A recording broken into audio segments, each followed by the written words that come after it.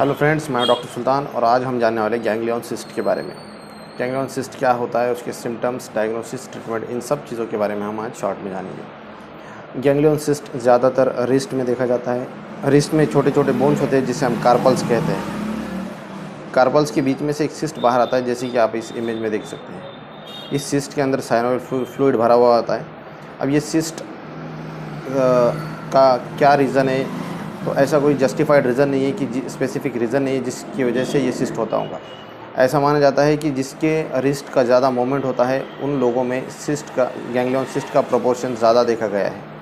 इसमें सिम्टम्स क्या होंगे? गैंग्लियन सिस्ट में एक सर्कुलर बम्प आएगा रिस्ट के ऊपर की साइड में या फिर नीचे की साइड में। गैंग्लियन सिस्ट के दो टाइप्स है, एक होता है कि वोलार गैंग्लियन सिस्ट और दूसरा होता है कि डॉर्सल गैंग्लियन सिस्ट, जैसे कि आप इस इमेज में देख सकते हैं।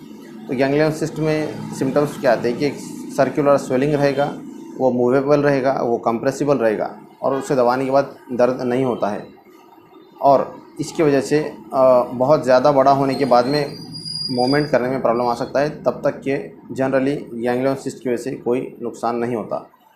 ये हो गया सिम्टम्स। डायग्नोसिस किस तरीके से करेंगे? डायग्नोसिस क्लिनिकली किया जाता है, जैसे कि सिस्ट दबाने पर दबता है, मूव होता है और वो सर्कुलर होता है और उसका लोकेशन के हिसाब से डायग्नोसिस किया जाता है।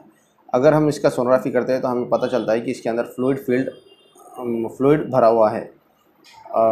ज़्यादा कुछ केसेस में एमआरआई करने की ज़रूरत हो सकती है, जैसे कि वोलार गैंग्लियन सिस्ट के केस में।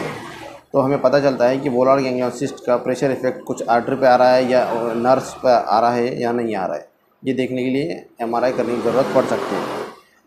गैंग्लियन सिस्ट का डायग्नोसिस करने के लिए एमआरआई करने की ज़रूरत नहीं होती, लेकिन सिस्ट बड़ा होने के बाद में उसके वजह से जो कुछ प्रेशर इफेक्ट या कॉम्प्लिकेशंस या डैमेज हो सकते हैं या नहीं, ये देखने के लिए हमें सर्जरी करने के पहले एमआरआई करने की ज़रूरत पड़ सकती है। ये हो गया डायग्नोसिस। अब ट्रीटमेंट में दो तरीके की ट्रीटमेंट है। एक तो उस गैंग्लियन सिस्ट में इंजेक्शन इंसर्ट कर उसमें एस्पिरेट किया जाएगा, मतलब उसके अंदर का जो फ्लूइड है उसे बाहर खींचा जाएगा इंजेक्शन के ज़रिए।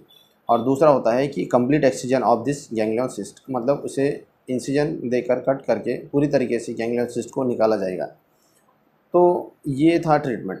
इसके कॉम्प्लिकेशन तो कुछ है ही नहीं। अगर इसे ट्रीट नहीं किया गया तो कुछ कॉम्प्लिकेशन नहीं है, बस रेंज ऑफ मूवमेंट जो है रिस्ट का वो कम हो सकता है। स्वेलिंग की वजह से ये इसका जो कॉस्मेटिक अपीयरेंस है वो ख़राब हो सकता है। अब ट्रीट करने के बाद, सर्जरी करने के बाद भी, इसे पूरी तरीके से निकालने के बाद भी इसका रिकरेंस बहुत ज़्यादा होता है। मतलब कि 20% केसेस में ऐसा पाया गया है कि गैंग्लियन सिस्ट निकालने के बाद भी वापस रिकर होता है। Thank you.